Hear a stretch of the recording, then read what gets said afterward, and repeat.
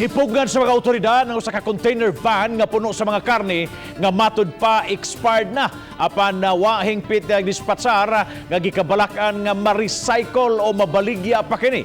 Ang report ni Nico Serino.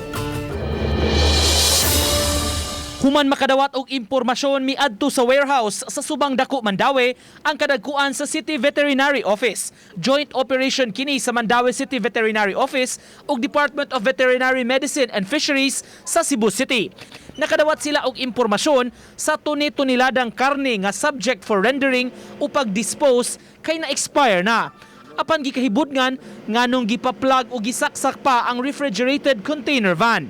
Sa kabalaka nga basin i-recycle o ibaligya baka pagbalik, maong ipasusi ang papeles. For rendering siya, dapat for destruction na unta siya.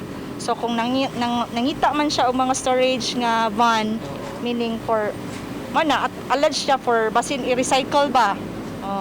So mana kay naaman diri ang katong dimension nga kaning area naman sa Mandaue. So we call the City Vet. Nakig-communicate na ang City Vet sa consignee o kumpanya nga gikatransaksyon nila. Giingong i-ship ang container sa Manila ug adto na i-dispose. Apan buot gihapon masiguro ang dakbayan nga di kini mapahimuslan pa.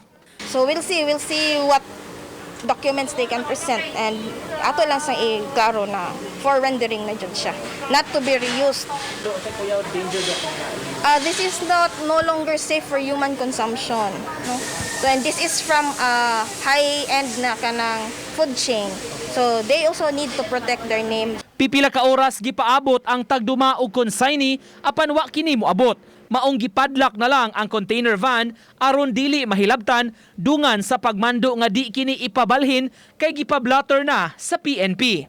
Uban ni June Sulod, Nico Sereno, Balitang Bisdak.